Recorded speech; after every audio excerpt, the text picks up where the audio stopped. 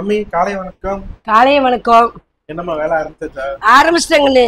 இன்னைக்கு என்ன ஸ்பெஷல்? பொழுது தூங்கி முடிச்சாவே என்ன குழம்பு வைக்கிறதுன்னு குழப்பரேஷனா இருக்குது. பார்த்தேன் முட்டைக்கோசு இருக்குது. சரி முட்டைக்கோசு வச்சு டக்குன்னு ஒரு குழம்பு வச்சிடலான்ட்டு பருப்பு போட்டு ஒரு கூட்டு முட்டைக்கோசு கூட்டு செஞ்சு ரசம் வச்சிடலான்னு தான் இன்னைக்கு ஐடியா. இவ்வளோதான் செய்ய போகிறேன் இன்னைக்கு. நல்லாவும் இருக்கு, டேஸ்டாக இருக்குது. அதான் இன்னைக்கு செய்யலாம். ஏன்னா அது செஞ்சு வருஷமே ஆகி போச்சு முட்டைக்கோசு செஞ்சு. அதை இன்னைக்கு செய்கிறேன். எவ்வளோமா இது? இதே கண்ணு 10 ரூபாய்க்கு வேணுந்தேன். இப்போ 20 ரூபாய்க்கு விற்கிது. நம்ம ஆரியகோல்கிட்ட வாங்க 10 ரூபான்னு. இப்போ கோசு 20 ரூபாய்க்கு விற்கிறாங்க. இந்த வாரம் சந்தையில கடை 20 ரூபாயம்மா. எல்லாமே ஏறிச்சுக்கிட்டு மேலே ஏறி போச்சு. மழை பெய்யுதுல அதனால. ஆமா மழை பெய்யுது. கல்யாண முகூர்த்தங்கண்ணே. கல்யாண முகூர்த்தம் வந்தாலே பயங்கர ரேட் எல்லாம் ஏறிக்கும். கத்திரிக்காய் பத்தி சந்தையில கத்திரிக்காய் இல்ல. ஒரு அப்பகிட்ட தான் கொஞ்சம் சொத்தக்காய் தான் வச்சிருந்தேன். அதுதான் ஒரு தட்டு 10 ரூபான்னு வாங்கிட்டு வந்தேன். அவரே சொன்னாரு, அம்மா ஒரு குழம்புக்கு தாமா வருனாரு. சரிங்கப்பா ஒரு குழம்புக்கு வந்தா போதுன்னு வாங்கிட்டு வந்தேன். சரி அருமை நல்லா எடுத்துக்கோ. சரி டக்கு டக்குன்னு ஒரு 5-6 பருப்பு போட்டு ஒரு அடுப்புல சாப்பாடுக்காக வச்சு அது செய்யறேன். ரொம்ப ஈஸி தான். நம்ம இந்த முட்டைக்கோஸ் கூட்டு செய்யறது அது எப்படின்னு உங்கள்கிட்ட செஞ்சு காட்டுறேன். அதே மாதிரி செஞ்சு சாப்பிடுங்க. சூப்பரா நல்லா இருக்கும். செஞ்சு சாப்பிட்டு கமெண்ட்ல சொல்லுங்க, தெரிஞ்சுக்கலாம். அந்த பருப்பு தண்ணி வேஸ்ட் பண்ண வேண்டாம். நம்ம பருப்பு போட்டு வேவிப்போம். அந்த தண்ணி நம்ம இருத்து ரசமா வச்சுக்கலாம். ஒரே கல்ல. ஆமா கண்டிப்பா இந்த ரெசிபி வந்து நிறைய பேருக்கு தெரிஞ்சிருக்கும். சோ தெரியாதவங்களுக்காகவும் இந்த வீடியோ போடுறோம். ஏன்னா நம்ம வீடியோ வந்து எல்லாருமே பாக்குறாங்க. தெரிஞ்சவங்களும் பாக்குறாங்க, தெரியாதவங்களும் பாக்குறாங்க. சோ அதனாலதான் இந்த வீடியோ போடுறோம். சோ அடுத்த வீடியோ யாருக்குமே தெரியாத மாதிரி சூப்பரான வீடியோவா போடுறோம். இந்த வீடியோ வந்து கேஷுவலா மார்னிங் நம்ம வீட்டுல என்ன சமைக்கிறோம் அது மட்டும் மார்னிங்ல போடுறோம். அப்படி உங்க வீட்டுல என்ன சமையல் சொல்லுங்க.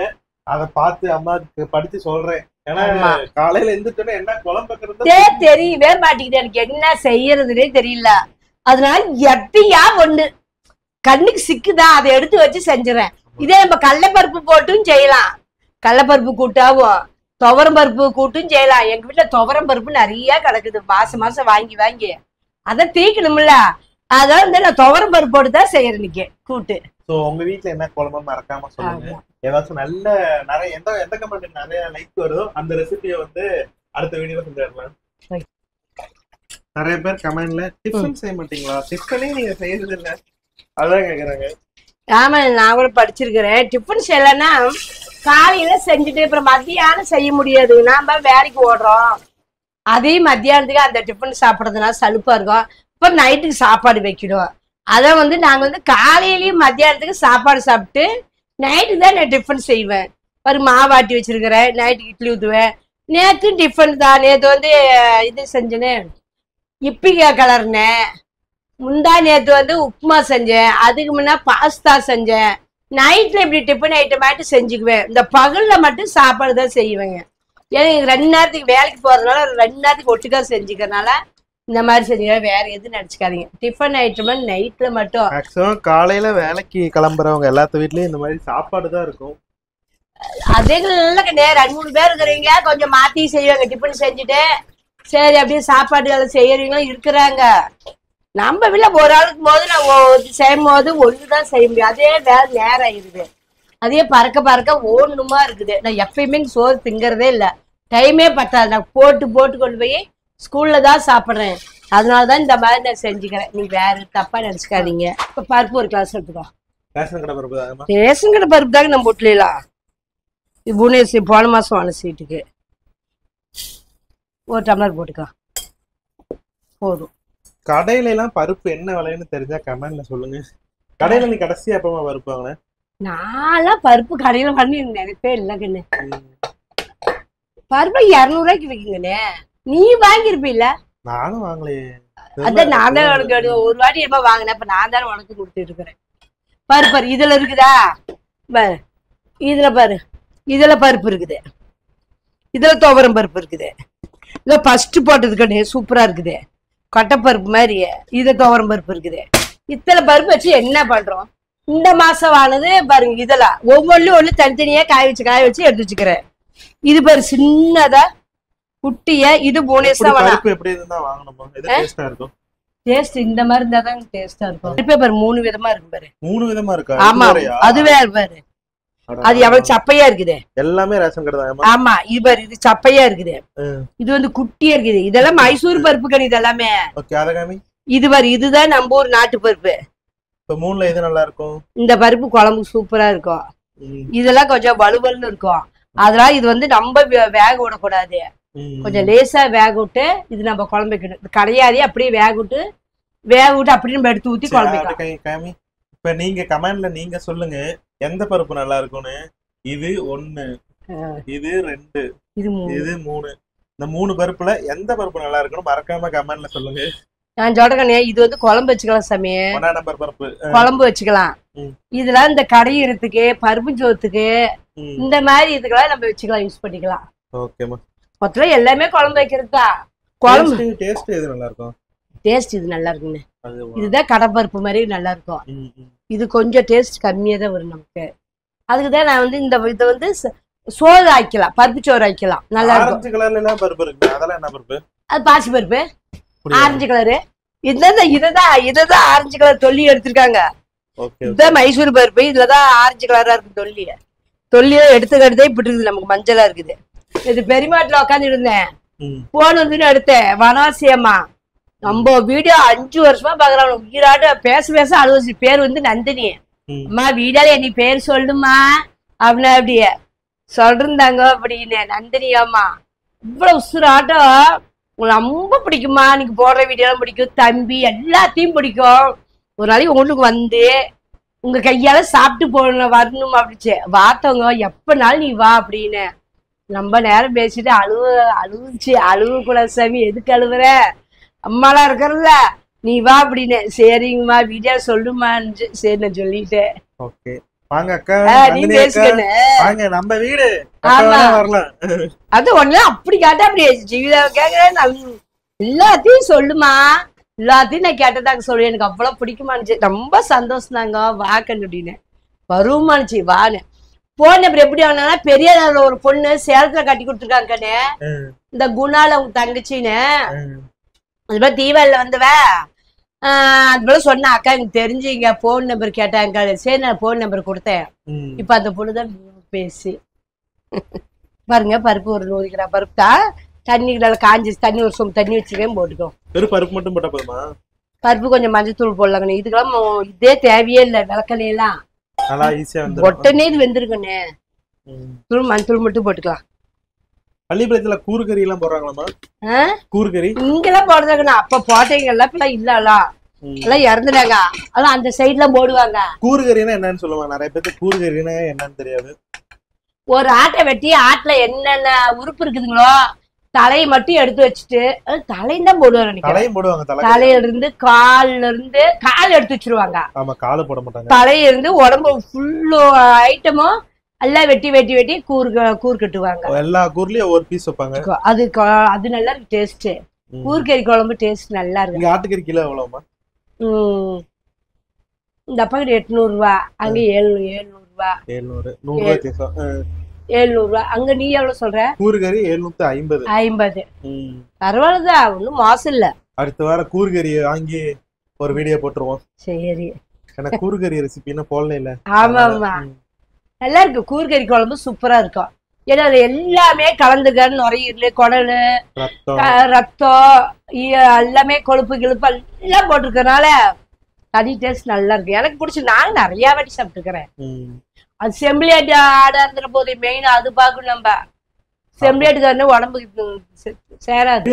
நீங்க எத்தனை பேர் வந்து கூறுகறி சாப்பிட்டுருக்கீங்க மறக்காம கமெண்ட்ல சொல்லுங்க. அதான் சின்ன வயசுல சாப்பிட்டது. இப்ப எல்லாம் கூறுகறிங்கிற கான்செப்டே இல்லாம போயிடுச்சு. அவங்க அப்பா இங்க ராயல் தியேட்டருக்கு போறவள்ள போடுவாங்க. எங்க அப்பா போய் எடுத்துட்டு வருவாங்க. இந்த பெரிய நகர்லயே போட்டாங்கல்ல, பெரிய நகர்ல இருந்தா கூறுகறி வந்து போட்ட உடனே காலி ஆயிரும். ஏன்னா தெரிஞ்சவங்களுக்கு அந்த கறியோடைய மகிமை தெரிஞ்சவங்க வந்து காலையில 5 மணிக்கே வந்து நின்றுவாங்க.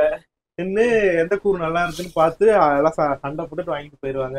நேற்று வாங்கலான்னு போனேன், 10 மணிக்கு போனேன். கடையெல்லாம் காலி ஆயிடுச்சு. அடுத்த வாரம் வாடா கண்ணுக்குட்டி அப்படின்னு அனுப்பிச்சு விட்டாங்க. அடுத்த வாரம் போயிட்டு கறி அறுக்கிறதுல இருந்து குழம்பு வைக்கிறதுல இருந்து சாப்பிட்டு தூங்குற வரைக்கும் முழு வீடியோ போடுறேன். சோ இன்னும் நம்ம சேனலை சப்ஸ்கிரைப் பண்ணாம வந்தா சப்ஸ்கிரைப் பண்ணிக்கோங்க. அந்த லைக் பட்டன் இந்த மாதிரி ஒண்ணு இருக்கும், அதை அப்படியே அழுத்திக்கோங்க. காசா பணமா ஒரே ஒரு அழுத்திக்கோங்க. பாருங்க காயில் வச்சுட்டு முட்டைக்கோசு ஒரு 1/4 கிலோ முட்டைக்கோசு கட் பண்ணி வச்சிருக்கிறேன். கட் பண்ணி தண்ணியில போட்டுக்கிறேன். ஒன்னு அள்ளி போட்டுருவேன். அம்மா தண்ணியில ஊறைங்கன்னு சொல்லுவீங்க. ஒன்னு அள்ளி போடுறதுக்கு தான். தக்காளி வந்து ஒரு 3 தக்காளி கட் பண்ணி வச்சிருக்கிறேன். பெரிய வெங்காயம் ஒரு 2 பெரிய வெங்காயம், ஒரு 4 பச்சை மிளகா. நீங்க பச்சை மிளகா வேண்டாம்னா வேற மிளகா போடுங்க, இல்ல மிளகா தூள் போட்டுக்காங்க. சாம்பார் தூள் போட்டுக்காங்க, நல்லா இருக்கும். நான் கொஞ்சோண்டு சாம்பார் தூள் தான் சேர்த்துவேன். இப்போ எண்ணெய் ஊற்றி இதை வதக்கி விட்டுக்கலாம். இப்போ எண்ணெய் ஊற்றிக்குவோம். எண்ணெய் ஊற்றி வதக்கி விட்டுக்குவோம். பருப்பு ஒரு ஸ்பூன் நல்லா பொரிக்கிட்டு, கருவேப்பிலை பருப்பு நல்லா பொரிஞ்சிருச்சு. இப்போ கருவேப்பிலை தலையும் பச்சை மிளகாய் போட்டுக்கலாம். பச்சை மிளகா போட்டால் தெரிக்கும், கொஞ்சம் நான் வந்து கெடுத்துக்கலாம். வெங்காயம் போட்டு பருப்பு இருந்தால் இந்த மாதிரி முட்டைக்கோசெல்லாம் இருந்ததுன்னா இந்த மாதிரிலாம் செஞ்சு பாருங்க, நல்லா இருக்கும். பெரு முட்டைக்கோசா வதக்கி சாப்பிட்டாலும் பிடிக்காது.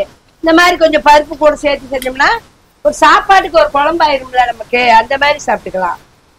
எங்கூட பருப்பு 2 சீட்டு, என் சீட்டோடு 3 சீட்டு வந்த போதெல்லாம் வாங்கி கொடுத்துட்டு போயிருமா. அதான் 2 சீட்டுக்கு போது பருப்பு வீட்டுல இருந்தே இருக்குது. அது இவளை எடுத்துட்டு போடாம அவளுக்கும் கொடுத்து விட்டுருவேன். அவளும் 2 ஆளுக்கு போது எவ்வளவு பருப்பு செலவா போகுது. அதான் காய வச்சு எடுத்து வச்சுக்கோம் பக்குவமா. வெங்காயம் 1/2 பதம் வந்துருச்சு. இப்ப தக்காளி சேர்த்துக்கோ. தக்காளி என்ன கிடையாது. ஆமா, தக்காளி நல்லா வளர்ந்துடும். இப்ப கூட கொஞ்சம் உப்பு போட்டுக்கலாம். உப்பு போட கொஞ்சம் சீக்கிரம் செய்யும். ஊருக்குள்ள உப்பு சட்டி வந்துட்டு நீ வேலை கேட்கறேன், நீ உப்பு போடலாம். கொஞ்சம் பெரிய சட்டியே கேட்க இந்த அளவுக்கு 800 ரூபானாங்க. இது எவ்வளவு கேட்கணும்? இது நம்ம எவ்வளவு இது மறந்துட்டுனே 150 ரூபா. 150 ரூபாய்க்கு வேணும். கொஞ்சம் மஞ்சள் 150 ரூபாய்க்கு வேணும். இப்ப 800 ரூபாயம்மா. விலையை கேட்டு அடோ சாமி சாக்காச்சு. நான் கம்முன்னு விட்டுட்டேன்.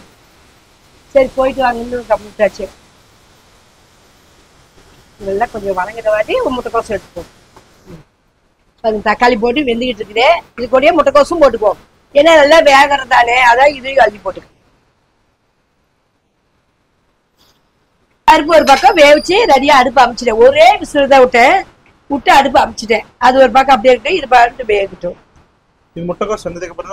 ஆமா கண்ணு, ஒரு 3/4 பாதம் வந்துச்சுன்னா போதும். முழுசா வேணும்ல, ஒரு 3/4 பாதம் வந்துச்சுன்னா அதை எடுத்து ஊற்றி அது ஒரு 5 நிமிஷம் வந்துன்னா அடுப்பு அமைச்சிடலாம். பாருங்க, ஒரு ஸ்பூன் சாம்பார் தூள் இவ்வளோதாங்க. ஏன்னா பச்சை மிளகா போட்டுக்கிறோம், காரம் போதும். கொஞ்சோண்டு தண்ணி தொளிச்சு விட்டுக்கணே. பாருங்க, தண்ணி சும்மா அந்த காய் முழுகிற அளவுக்கு வச்சு அப்படி கொஞ்ச நேரம் மூடி வச்சு ஒரு வேக விட்டோம். ஒரு 5 நிமிஷம் இருந்தா போதுமாமா? போதுங்கண்ணே. ஒரு 5 நிமிஷம் வந்தாட்டியே பருப்பு எடுத்து ஊற்றிப்போம். ஓகே, சூப்பரா நல்லா சூப்பரா வெந்துக்குச்சு. 3/4 பாதம் வந்துருச்சு. இப்போ இது கூட நம்ம பருப்பு எடுத்து ஊற்றிப்போம். இவ்வளோதாங்க. சும்மா அப்படியே சாப்பிட்டோம்னா பொரியல், இல்லையா பருப்பு எடுத்து ஊற்றோம்னா கூட்டு சாப்பாடு போட்டு பேஞ்சு சாப்பிடலாம்.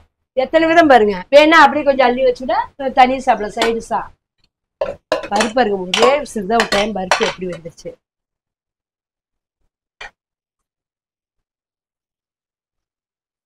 அவ்வளவுதான். நம்ம இதுல வேற எதுவும் சேர்த்தா இல்லையா? தேவையில்லை. கொத்தமல்லி தலையை போட்டு இறக்கிட்டா வேலை முடிஞ்சது. பெரியனா தேங்காய் திருவி போடலாம். தேங்காய் வந்து நான் திருவி போடல, ஏன்னா தேங்காய் விற்குது ஊருப்பட்ட விலைக்கு. இன்னைக்கு நான் தேங்காய்லாம் சேர்த்திக்கல. கொத்தமல்லி தலை மட்டும் நான் கொஞ்சம் கிள்ளி போட்டுக்குவேன். நீங்க தேங்காய் போட்டீங்கன்னா தேங்காய் போட்டுக்காங்க. தேங்காய் போட்டாலும் சூப்பரா இருக்கும். நல்லா திருவி போட்டு வச்சுக்கிட்டு நல்லா இருக்கும். இதாங்க ஒரு கூட்டு. இல்லை மல்லித்தலை கொஞ்சம் போடலாம். உப்பு காரமா கரெக்டா இருக்குன்னு பார்த்துக்கோ. எப்படிமா இருக்கு? செமையா இருக்கு, அருமையா. ஒரு கொதி விட்டு அடுப்பு அமைச்சிருவோம். ஏன்னா பருப்பு வச்சிருக்கிறோம். பருப்பு அந்த காய் டேஸ்ட்லாம் பருப்புக்குள்ள இறங்கணும். அதெல்லாம் ஒரு 5 நிமிஷம் ஒரு கொதி விட்டு கொத்தமல்லி தலை போட்டு ஒரு கொதி விட்டு அடுப்பு அமைச்சிடலாம். மல்லித்தலை கட்டு 10 ரூபாய்க்கு ஒன்று. அக்தாபரி கட்டு இப்ப இதுதான் 10 ரூபா. ஆமா, பயங்கர ரேட் ஆயிடுச்சு. மல்லியில கட்டு 30 ரூபாயம் ஒரு கட்டு. மல்லித்தலை போட வாசமா நல்லா இருக்கும். அதுக்கு தான்